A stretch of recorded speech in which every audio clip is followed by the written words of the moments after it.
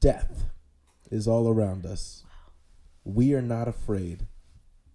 Written is the story, empty is the grave. This Dust by Kip Fox. You were supposed to snap.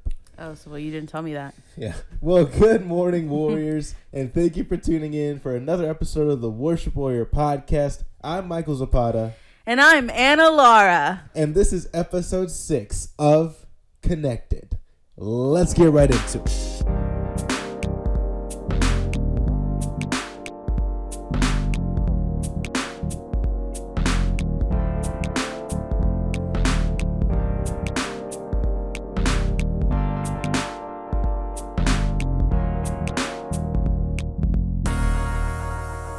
Well, how are you doing today? I'm doing great. How are you doing today? I'm doing really, really good. We have a heavy topic today. I feel like we always have some kind of heavy topic, you know? Yeah, but I think this one's the heaviest topic of them all. So if you heard my, well, not my song, it's a song reference that I said in the intro by this guy named Kip Fox. And basically, we're talking about death today. Death, grief, and of course, hope. So yeah, stick around for that. But before we get into the topic today, I did want to highlight you because you just got done with an interview. Oh, yeah, I did. How do you feel about that? I got a job interview at a preschool. Oh, almost sounded like you were going to say job. Oh, no. I got a job at a job interview. I got a job interview at a preschool. Yay. Yeah, and I went in, and it was great. I think it went well. And we talked about psychology, which was great. Yeah, that's awesome. And I have a meeting with a kindergartner teacher tomorrow where I will read a book to a couple of kids. Wow. And from there, they're going to see if they like me. And then I'm going to see if I get hired or not. Well, that's actually amazing. I'm very excited for you because I know you've really wanted to work in this field. Like, especially lately, and I know you've been actively looking for a little bit now, so yeah, congratulations. Nothing's happened yet, but I do believe that if this doesn't work out, something else will. But from the sound of the interview, it sounds like they really loved you, so that's good. I know. I would get to be a preschool teacher. That's super cool. How cool is that? And then, so you said tomorrow you have to read a book, right? Yeah, tomorrow I have to read a book to the kids. Well, today's your lucky day because I'm going to give you some practice because we're actually going to read the Bible today. You always give me some practice. And today's practice is going to be you reading the Bible because our scripture that we're going to talk about from today, however you say that, is from... Talk about today. Thank you. Yeah, I was trying to add too many words. Is from 1 Thessalonians 4, 13 through 18. So if you can pull that up for me. Brothers and sisters, we do not want you to be uninformed about those who sleep in death, so that you do not grieve like the rest of mankind, who have no hope. For we believe that Jesus died and rose again, and so we believe that God will bring with Jesus those who have fallen asleep in him. According to the Lord's word, we tell you that we who are still alive, who are left until the coming of the Lord, will certainly not precede those who have fallen asleep. For the Lord himself will come down from heaven with a loud command, with the voice of the archangel, and will trumpet call of God. And so will the trumpet call of God. And with the trumpet call of God. No, it says, oh yeah. And with the trumpet call of God, and the dead in Christ will rise first. After that, we who are still alive and are left will be caught up together. That's what it says. Together. Will be caught up together. That's what I said. You said together. Yeah, you broke it up. I know. With them in the clouds to meet the Lord in the air. And so we will be with the Lord forever. Therefore, encourage one another with these words. Very nice. You made me nervous. I know I did with saying that this was your practice round. Right? I know you made me nervous. But see, I did that for a reason. Now you're gonna kill it tomorrow. You got the bad read. It wasn't even that bad. You got the mess ups out the way. You're gonna be fine tomorrow. They're kids. They're kids. It's fine. What happens when we die? Oh wow. What do you think, man? We go to heaven. Yeah. That's a question for everybody. I'm curious to see what other people believe, because I know not Yeah. everybody believes there is a heaven. I used to believe that there was nothing. That's true. Talk about how that was. When I was atheist, the hardest thing converting from Christianity to atheism was, dang, what happens when I die then? Yeah. And I had to accept that nothing happens when I die. Interesting. You said you had to accept that. Yeah. How did you go about that? It was a big jump for me. And then once I did that jump, I was like, okay, I'm atheist forever now. Yeah. There's no going back. Because I had accepted it. It's a scary thing to accept. It was very overwhelming. Yeah. I had to sit there and think about not existing, right? Because that's what atheism believes is once you die, that's it. So you just sit there and you contemplate your own existence and what it would even mean to not exist anymore. And then it's you just accept that nothing. It means nothing because you won't know. That's heavy. It was pretty intense. That's rough, man. So you just gotta accept that there will be no more you. It's like that. It's like that scene in The Good Place. If you've seen that show, right? If you've seen The Good Place, I highly recommend it. But whenever they tell Michael, who is this immortal demon, that he could potentially die if they were found out, and they get him to think of him without not existing. You seen that scene where he's no more me? Yeah. And he goes into an existential crisis. Yeah. It's that rough, man. Yeah, it was really rough. Yeah. Yeah, but then once I did it, once I accepted it, I was like, okay, this is it for me. Yeah. Well, I mean, But look at me now. In a Christian podcast. Look at that. And you are a Christian now. For your first time. And I am also a Christian. Because you said there was no going back, but there was going back. There was a going back for me. So how about that? For everyone. God had a little rope tied to you. You didn't even know it. Yeah. That's interesting, man. So I wanted to kind of talk. I want to talk about the passage, but I want to change it up a little bit. I want to do that a little bit later, because I feel like this is a topic that it's relatable, probably more so than anything else we've talked about in the show, because it's something that if you haven't experienced it yet, you will. There, you know, and it's one of those things that's a part of life, and it's unavoidable, unfortunately. Yeah. And then in some cases, as a Christian, it's fortunately, that's the confusing thing about it. But we'll get more into that. But yeah, I want to start with you. Word. How is your experience with death and grief and eventually hope? How is that? What is one thing you can point to in your life where that was in effect? That's really hard. It is. So share what you want to. There's no pressure. Share whatever. It's really hard because wow, losing someone you love is so hard. Yeah. Because they're dead. Yeah. I remember my mom, my mom's not dead, but yeah, that's what it sounded like. Sorry, but she told, because we experienced a family death. We're all really close, especially our cousins. And we had a loss where it was someone who was right in the middle. So he was an older kid, but very much still a younger kid. So he touched everyone's lives. His name was Polito. Well, his name was Leopoldo, but Polito was cuter. And so his name was Polito, and he passed pretty young, 18 or 19. Super young either way. Super young either way. Which is crazy to fathom, Very sad. Yeah, it was around 2 years ago. And when he passed, my mom, we were talking. It was very sad week. And she was like, it kind of feels like he just disappeared. He's here one day, and then all of a sudden he's not here. And there's all his clothes and his toys, and it just feels like he disappeared. But you can't put up missing posters, right. You're not gonna find him. He's That's gone. Hard. That's hard. Yeah. And so when I think of death, I mostly think of someone's missing, someone's gone missing. That's what it feels like. You can't wrap your head around the fact that they're just gone. It's hard. It's devastating. Absolutely. So you talked about that. How long did the grieving process last, or how long ago was this? It was around 2 years ago. Okay, so it's still pretty fresh, to be honest with you. Yeah, You yeah. It's definitely a loss that the entire family can feel. You know, Polito was, I think we all agree, he was definitely the sweetest one out of all of us. Like, purest heart, biggest smile, weirdly super strong. Weirdly super strong. Yeah, he could beat any one of us up. Yeah. He was so sweet, so funny, and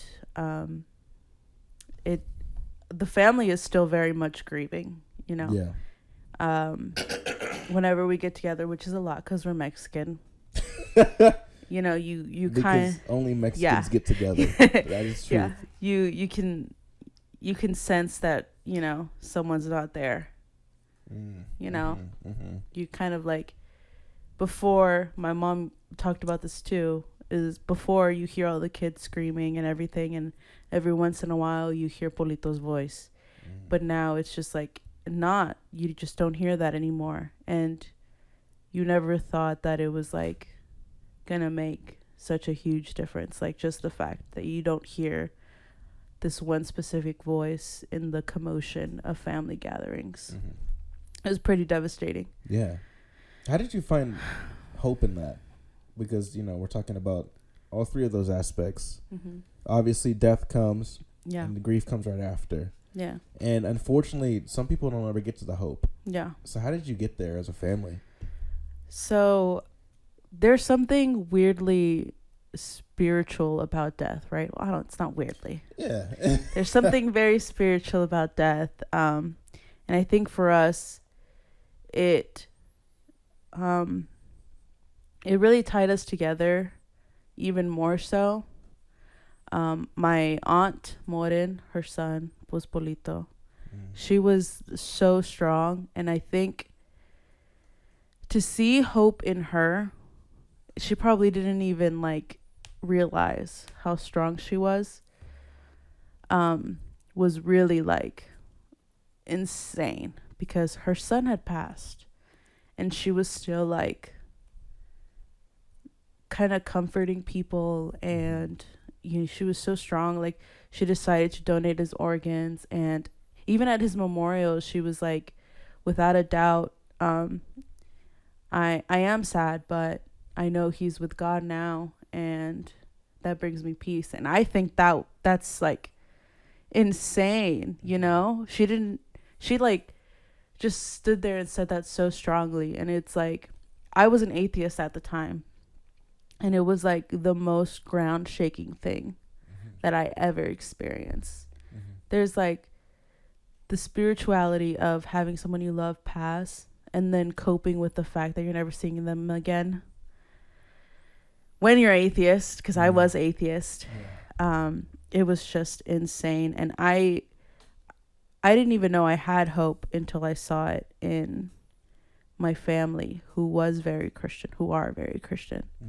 And that was crazy. It obviously reflected, like, Jesus definitely reflected in their lives.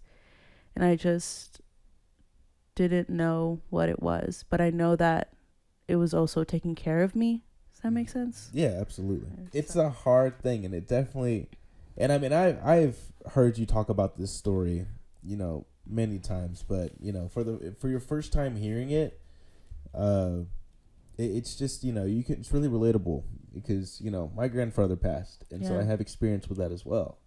Yeah. And you know, so that was hard. And that's the hardest death I've had to cope with. And then to think about someone at 19 who was a cousin is just, that's rough. And then you also have to think about someday you have to do your parents' death. Ugh. Yeah, right? Yeah. Siblings' death? Siblings' death. That's what, sorry, another side note really quick. Yeah. My cousin, Marisol P, Genesis, you know, Genesis. Yeah. Oh my gosh, she super strong. It was her brother who had passed. Super strong. Daniel too. It was so hard for everyone. I can't even imagine it being your sibling. Right. Do you know what I mean? I know exactly what you mean. Like, I can't even wrap my head around it. Like, it's tough. I can't, you know, and for those who do know what it's like, just there is no easy way to comfort that, I don't feel like. And there's just, all you can do is just be there and listen for them and listen to what they need, because there is going to be a lot of things they go through. We're going to talk about it later in the show. Yeah. Anna, you wanted to talk about kind of the psychology of what happens to people after a death, after they experience that. Mainly just for the grieving part, not for the actual person who did die, because, I mean, we'll never know. We never really know until we get there, but, as Christians, we believe that we do go to heaven. Short recap. My grandfather passed away. It's been about 3 years now. It was very, very hard on the family. But it was one of those things that we saw it coming because he was getting older, right? Mm-hmm. But I'm a firm believer to this day that even when you're prepared, you can't prepare for a death. Yeah. Because when it happens, and I was there when it happened, it doesn't really click until a little bit later, and then when it hits you pretty hard. Yeah. And then you go through all the stages, and then you eventually hold on to the hope. I was holding on to the hope that I'm going to see him again. And he's still here in a lot of our memories. The car I drive is the one that he gave me. It was his car for a very long time. He wanted me to have it. He gave it to me. It's what I have of him. And so it's really nice to have that memory every time I go out and drive, even though it's a really dangerous car. It is so dangerous. Even though it's a really dangerous car and puts me into a lot of bad situations. Thank you, Papa, because I wouldn't have any wheels otherwise. So I'm really grateful for that.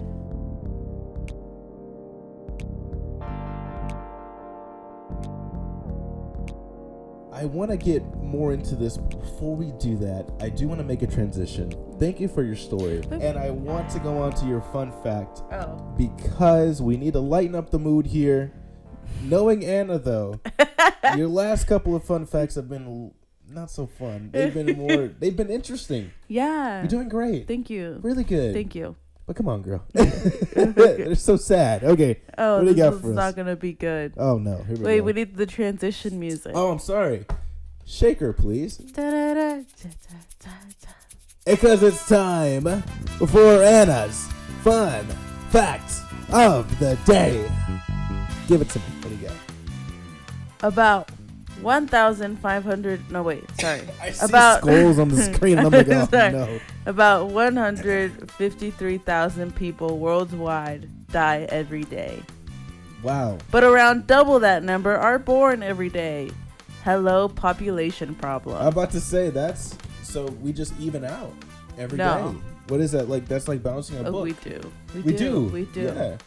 Because 158,000 die. And about the same. And then double comes back. So we recover the people who died, and then we get 158 more.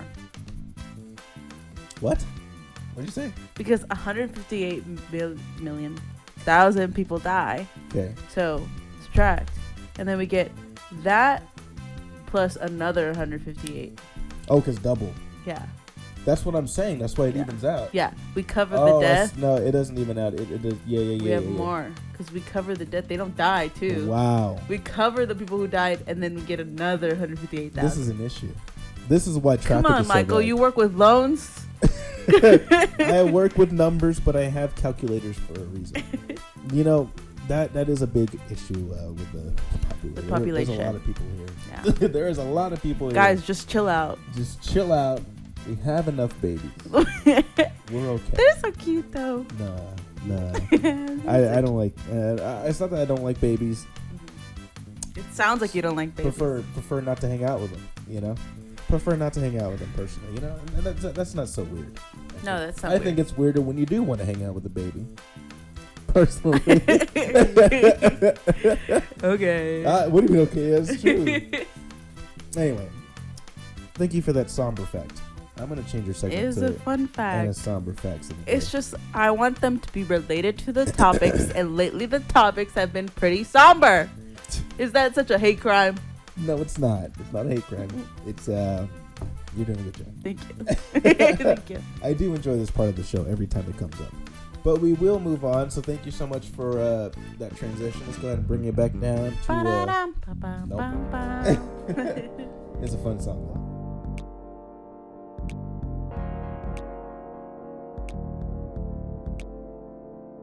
let's get back into the passage. There was one verse specifically I wanted to talk about. I didn't want to get too much into this. There was basically just, well, we read it earlier, so you understand. Here we go. So I just wanted to read that first verse again and really talk about it. So it says, brothers and sisters, we do not want you to be uninformed about those who sleep in death, so that you do not grieve like the rest of you do. I messed up too, like you did earlier. So that you do not grieve like the rest of mankind who have no hope. That's what we're talking about today. Word. So what? Okay, I found that it stood out to me when I first read it, because I was thinking, oh, so we don't grieve? ? Yeah. But that's not what it's saying, is it? Absolutely, You're going to grieve. It's part of the process. Even Jesus wept over Lazarus when he died, even though he knew he was coming back, right? So it's not a sin to cry. No, nobody ever said that. What are you talking about? No, I'm just letting you guys know. You're just letting people know it's not. You're right. It's okay to feel sad. It's okay to feel angry. It's okay to feel angry at God in this situation. He's understanding of your feelings. What it says is that when you do grieve, don't do so with a hopeless heart, but instead have hope. Okay? Be sad. Be angry even. Mm-hmm. But know that this story's not over, right? Remember that this person, hopefully, not in all cases, was a believer in Christ, right? Yeah. And that they're in a better place. And then there's that interesting thing of like, if God wants to save everybody, why doesn't he wait until everybody's saved before he takes them, you know? Yeah. It's a hard question. That is a hard question. What do you think about that? I don't know. You kind of just threw that out of nowhere. It's like it literally just popped in my head. It's tough. Oh, I will say that this is kind of tying it into that. So,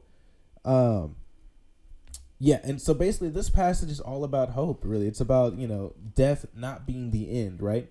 It's a tragic thing. It's a tragic thing to think about, to deal with. But as a Christian, you know that there's more afterwards. Yeah. Right? Yeah. And that it's more of like a starting point, to live is Christ, to die is gain. That's a verse in the Bible somewhere. I can't quote where it is, but I know it is. To die is gain, right? Well, then why do people die so young? Oh. I have an example of that. So this just broke. I didn't plan to talk about this because it just happened. As of recording date, it happened today. When this comes out, it'll be a week old news. Mm-hmm. We're recording this a week in advance. But there was a NFL football player, so we have to talk about this. Yeah.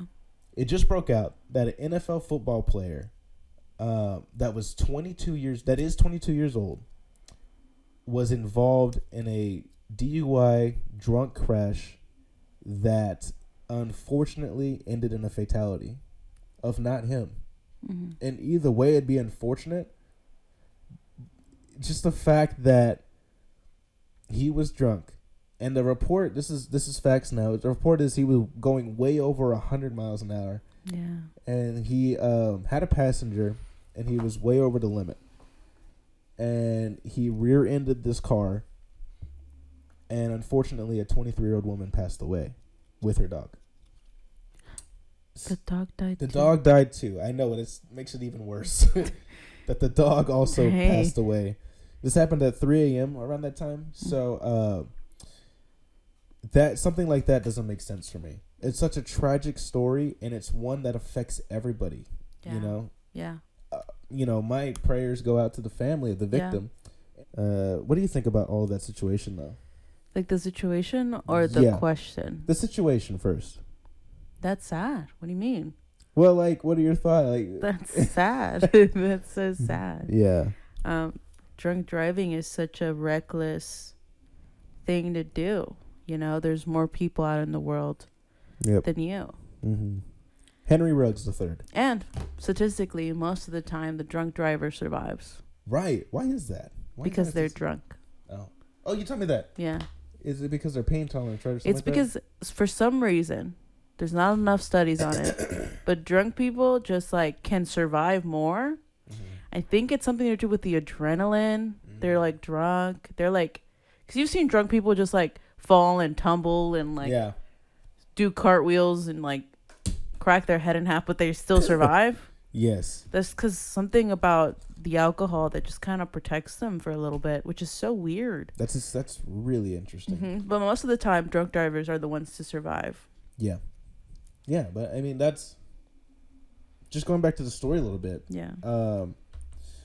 It just reminded me today that like life is really fleeting because both these people are my age, around my age. Yeah. And just like that, two lives were, one was taken and one was changed forever. Yeah. And it reminds me, and hopefully it reminds the people listening that you are not guaranteed another second on this earth.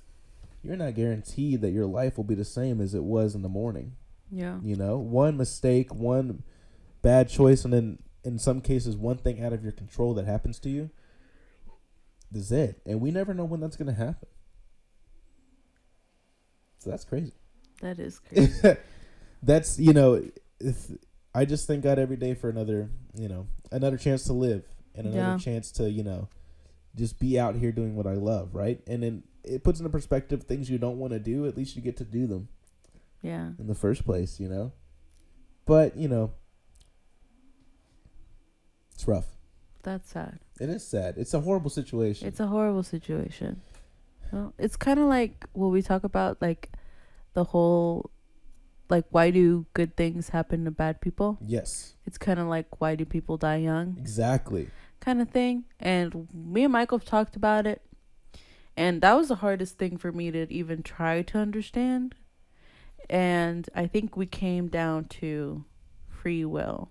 Mm-hmm. Some of the things you can't control, right? You get like terminal illness, right? Just sad things like that. Is not, but I think this is a perfect example of free will, affecting other people, and how it is a gift that God gave us, but because everyone gets it equally, people are going to choose wrong things, and unfortunately, it has side effects. It has a ripple effect that it's not fair.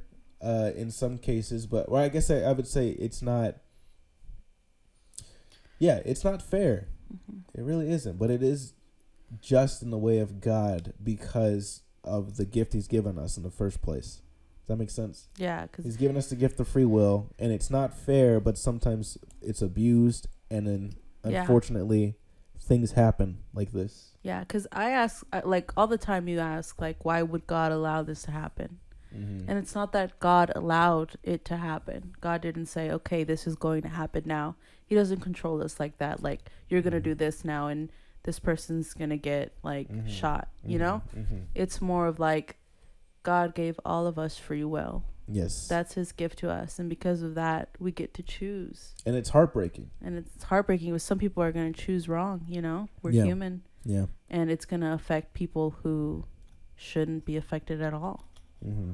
So then what happens to those, like you said, you brought up terminal illness, you brought up things out of anybody's control. Yeah. Is God playing a role there? I have no idea. You don't know about that? No, because Polito died because of medical issues, which is crazy because he was 19 or 18. Mm-hmm. But he died because of a medical thing. And that's crazy because nobody came in and shot him, you know? Yeah. Nobody did anything. It literally was a normal, unexpected day in the morning. It wasn't in a hospital or anything before. Wasn't in the hospital or anything. Just gone. Mm-hmm. And where's the sense in that, right? Where's the sense in that? I don't understand that part. Me either. And I will say this as a Christian, I believe that God always has a better plan. That's a horrible thing to say to someone when grieving, by the way. I know. You know what I mean? It is a horrible thing to say. But I know Moren has talked about it, and she thinks that, from what I heard, that it was more of a, like, protection thing. Yeah. Like, I've heard that too. Yeah. Like, God was protecting him from something that was going to happen or something like that. Yeah. And I've heard cases, I've read about this a little bit, and on this, I will say, like, my opinion is that I will never fully wrap my head around it because I'm not God. But I have heard people say, it's kind of to what you were just saying right now, is that sometimes, like, an early death, like, especially of an infant, of somebody who's pure, maybe God is preserving their soul because something they were going to do was going to derail their relationship with Him. And then as a Christian, you will never understand. As a non-Christian, you will never understand that, right? Because there is no, this is just it, right? There is no after. Yeah. As a Christian, it makes a little more sense, even though it's still difficult. Because It's so hard. like, okay, because the ultimate purpose is to be with him. Maybe he saved this person from making that fatal mistake that would cause him to not be with God in the end. Yeah. You know? And Yeah. that's just a speculation. Because to be honest with you, we'll never fully understand that. And then there's the whole thing of like, well, this is why religion was made in the first place, to make sense of death, to make Yeah. sense of things like this.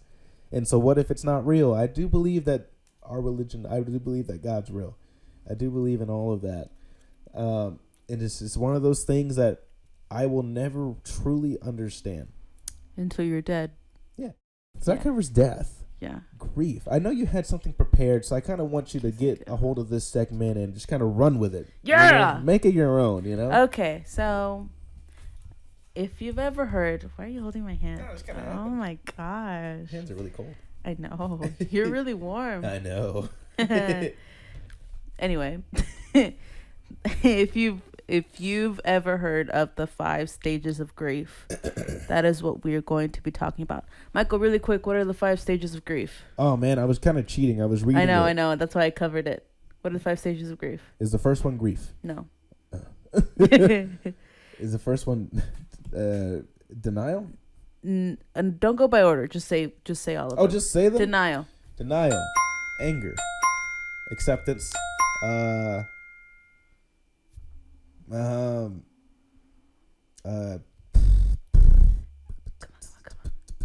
on. What did I say? Denial, anger, acceptance. Yeah, or you can give up. No. Okay, but your podcast. Dun, dun, dun, dun, dun, dun, dun, dun.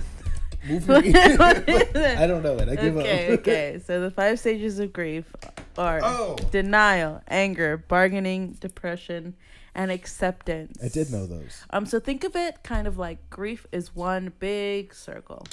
Mm-hmm. And in this circle are going to be all your little different stages. Also, just to not to cut into your segment, because I told you to make it your own. You literally, yeah, I'm whatever. sorry. No, go on. Why is everything in psychology a circle or a rhombus or a square? It's never a straight line. Because I hear that all the time. No. Recovery's not a straight line. False. There's a lot of straight lines in psychology. Everything's like a There's a lot of straight parallelogram. There's a lot of straight You lines in can't just have psychology. everything go this way. It's all got to be a circle. There's a lot of straight lines in psychology. Okay. Anyway, Think of it as grief is one big circle, and you have all your little circles inside. So, and there's an order to it, right? But obviously, everyone experiences grief differently, and none of these have a timeline. So, you could be in denial for 6 years. That just is something that you go through, right? Can you go backwards? You can go backwards. Are you serious? I Yes. was just saying that. No, you can go backwards. Grief is a very personal experience for everyone. I meant can you start at acceptance and then just go? You can. I don't think if you ever start an acceptance, that's crazy, because that's wild. Yeah. You hear that somebody said and you go, all right, That's just keep it. going. Yeah. Well, don't psychopaths do that? Yeah, psychopaths. Yeah. So the first one is denial, and also the grief. The 5 stages of grief isn't just for death. It's just grief in general. You're going through a divorce. Oh. Your child says, never talk to my mom again. Leaves the house. Because grief is a loss of something. Grief is the loss of something, right? And so the first one is denial. It's not real. It didn't happen. Yeah. I don't know. I went through denial for a long time when Bolito died. I think it's not until now that I just passed the denial stage, if I'm being really honest. Really? Yeah, I think a couple months back. Mm-hmm. In my head, I'm like, some part of me still thinks that he's here. Did you have a denial stage? And again, mine. It's still grief. It's still grief, absolutely.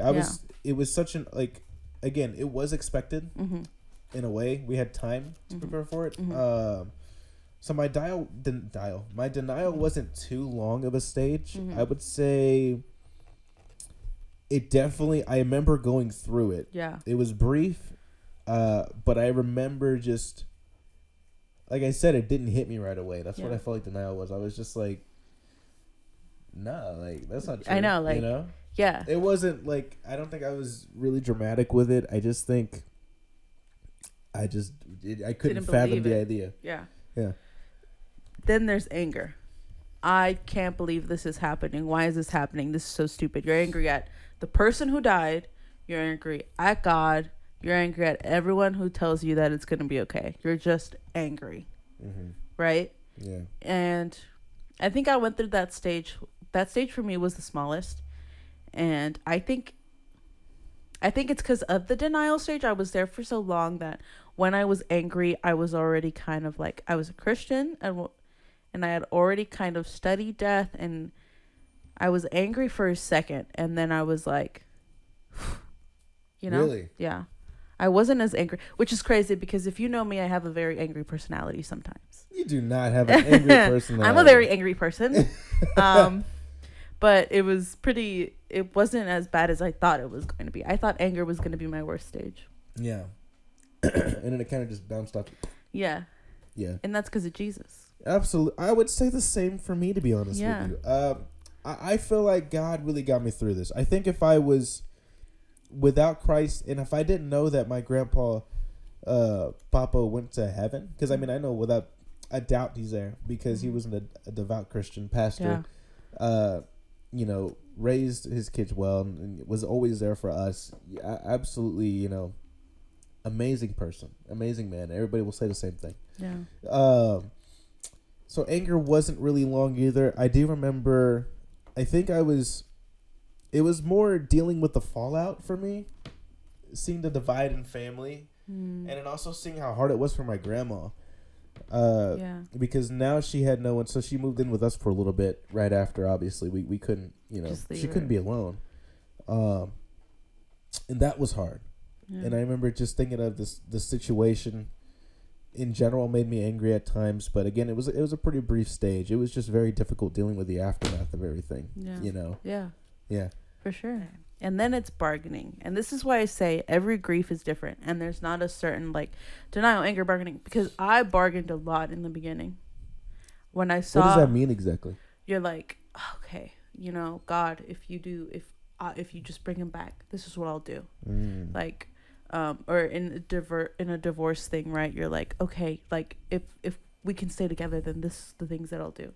You're bargaining, right? You're your last-ditch attempt to make it unhappen, but that's impossible. Yeah, you can't bring back someone from the dead unless you're Jesus Christ. You know. Yeah. And so it was a lot in the beginning for me because I would see him in the bed, right, and he had already passed, and I remember thinking like, God, you know, just I don't talk to you. I don't even believe in you. Yeah. If you could please just, if you bring him back, like right now, he had already passed, but because of the organ thing, it felt like he was still there. It felt like he was still alive. So I was like, God, like, I don't talk to you. I'm not even a Christian anymore. But like, if you do this for me, if you bring him back, if you just make him move, make him talk, I'll convert. I will be the best Christian ever. Like, I'll start missionaries. Like, I will do anything, right? So that's your bargaining. Missionaries, huh? Yeah, no, that's your bargaining. Like, I just remember squeezing his hand and just being like, God, if you just make his hand move, like, I will serve you. Like, I don't even believe in you, but just something, you know, you just want something to happen. But it doesn't. Yeah. And that's the bargaining stage. And I think that was the hardest stage for me personally. Really? That was the hardest stage? Yeah. Yeah. I'm trying to think. Yeah. Because again, I really feel like, I'll just reiterate this again, you know, that it feels like my process was a blur at this point. Yeah. This happened, you know, it happened in 2018. So it's 2021 now, so it's still kind of fresh. Yeah. But I was just so peaceful because of who he was. Yeah. Because we had God. I was just more worried and praying for my family. Yeah. And for you know, my mom, and for everybody to, you know, hold it together, and for everybody to come together. Yeah. And, you know, there was a couple of circumstances that happened. There you go. That's the word. Situations that happened afterwards that I wish didn't. And I think that's kind of where I bargained more is just because I know if he was here, it wouldn't have been happening. Yeah. Yeah. And it was just hard to cope as a family. Yeah. Losing, even though he had been, sick for a while, now he was really gone. So that's kind of your leader.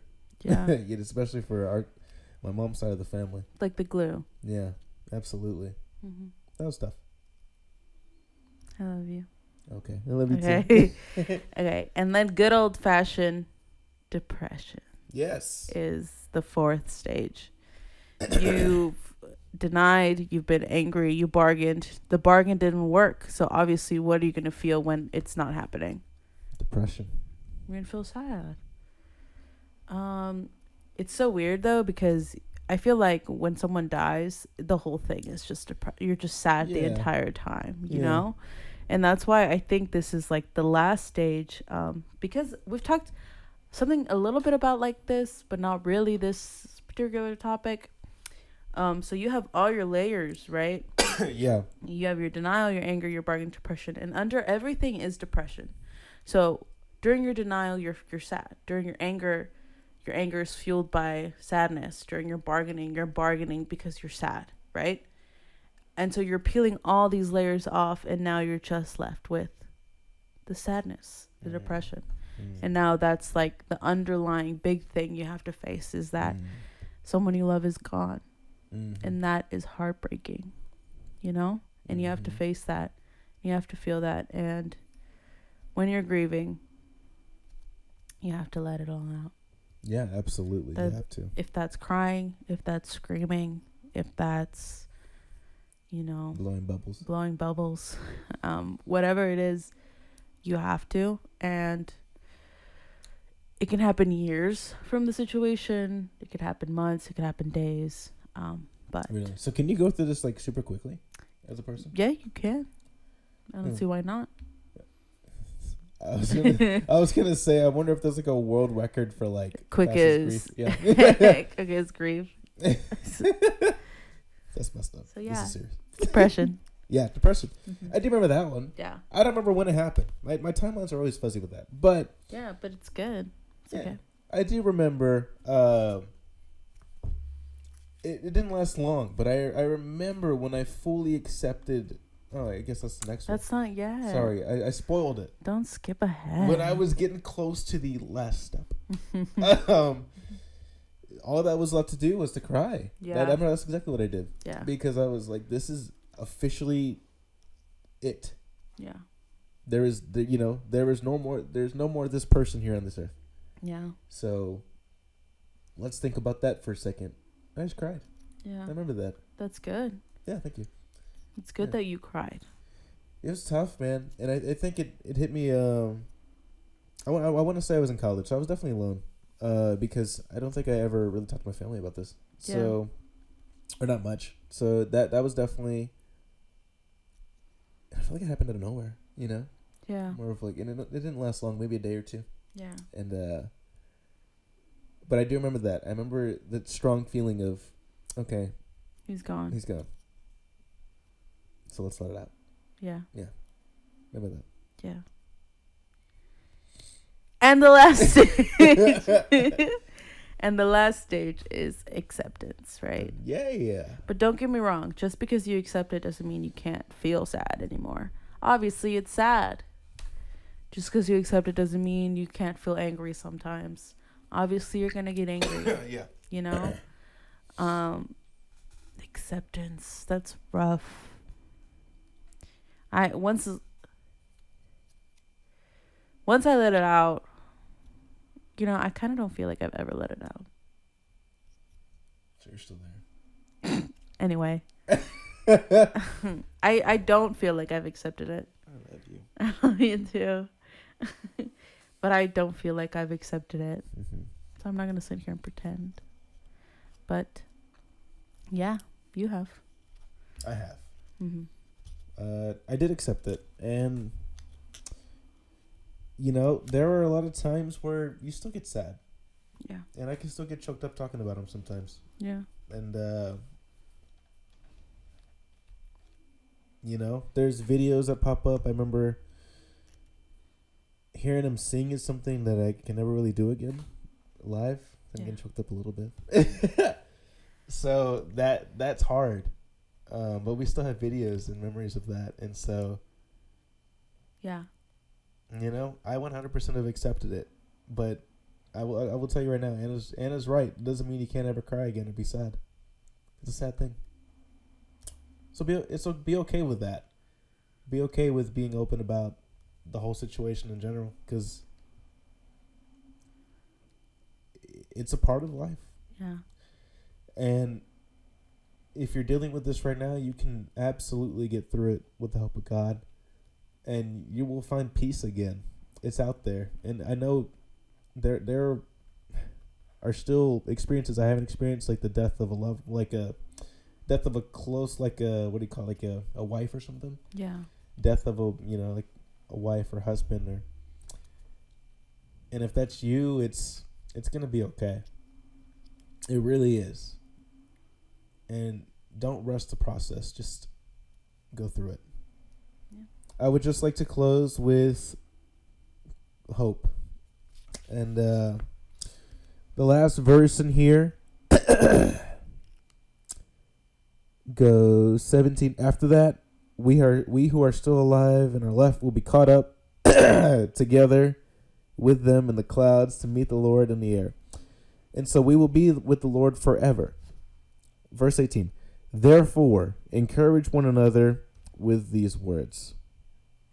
At the end of the day, the Bible is an encouragement. It's an instruction book, and it's an encouragement. And there is absolutely hope, and there is light at the end of your tunnel. You will be okay, and you will get through this. And God will be there every step of the way. Even if you don't want him there, he'll be there. He might be quiet because he wants you to invite him. But he's never left you. All you gotta do is invite him. So I encourage you to do that today.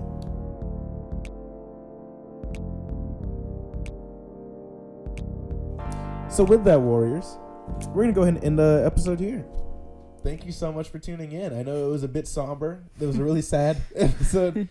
But it's one that needs to be talked about. And I think people in the church talk about it more, you know, and be there for one another. So thank you so much for watching. I hope you got something out of it. If you did get something out of it, please like, subscribe, and share to get all of our content and to never miss an episode. Have a beautiful rest of your day, and we will see you again on the next Worship Warrior.